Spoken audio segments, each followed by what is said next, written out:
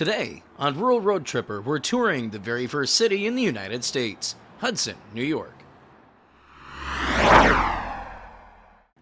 Now, to be fair, there were obviously established cities in the 13 colonies long before Hudson was incorporated. However, in 1785, Hudson would become the first city to be incorporated in the newly independent United States of America. Hudson was first settled by a group of men that were in the whaling industry that were living in Nantucket and New Bedford. These men had become afraid that Britain would come back to try to take back the lands that they had lost, and being coastal communities that they were living in, they were especially vulnerable to attacks. So, in 1783, they packed up, sailed up the Hudson River a little over 100 miles north of New York City, and bought this land to build a seaport far from the actual sea. Everything about Hudson in those early days was indeed focused around being a seaport. The whaling industry continued. Shipyards were building ships. Hudson was said to have had one of the best distilleries in America at the time. 3 years after the purchase of the land, 1,500 people called this place home. Everything about the city seemed to be going well. In 1797, Hudson almost became the capital of New York State, falling only one vote short of coming to pass. However, as with many small cities, there have been many times of struggle as well. The last whaling ship to leave port in Hudson was in 1819, bringing an end to the industry brought about by so many of its earliest residents. In 1850, the railroad would be built across the river in such a way that the harbors would no longer be accessible by large ships. So instead of getting down on their misfortune, they reinvented themselves as a city of industry, with ironworks, foundries, knitting mills, railroad car parts factories, cement plants, and even a factory that made fire engines, a fact that will come in handy in just a few moments.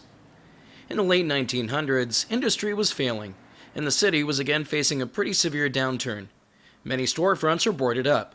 Low-income housing was on the rise. Hope was not lost, though, and yet again, the city found a way to rebuild and reinvent itself, this time focusing on its past to bring about a new future. Hudson would become a city of collectors, decorators, and antique dealers, many of which are independent entrepreneurs, with Hudson having the largest percentage of self-employed entrepreneurs of any city in New York State.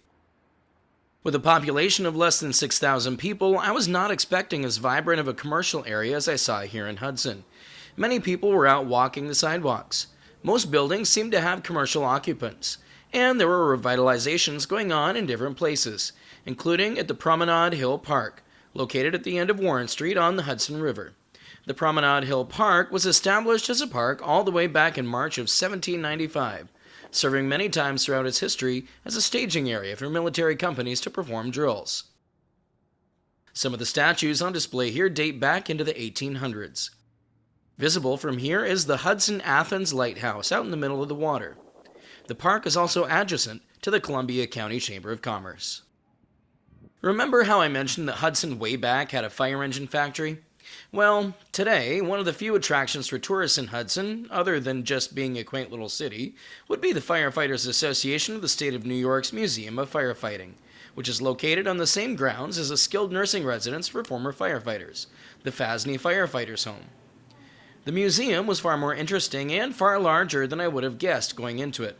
There are stunning examples of fire engines and equipment from every era of firefighting and from all over the state of New York. Each vehicle there tells its history and where it served in active duty. It's surprising how long some of these pieces of equipment served their communities.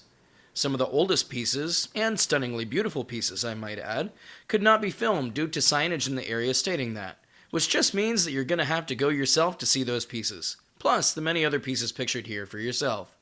It is a cheap entry fee, and I wandered around for well over an hour and still hadn't truly seen everything there. While there are many other historical buildings in town, it appears that most are not open to the public for tours except on special occasions. The town may not take long to see everything here, but it is definitely a town that I don't regret visiting. Maybe it's somewhere to add to your list of rural destinations. We'll see you next time, somewhere else down the road.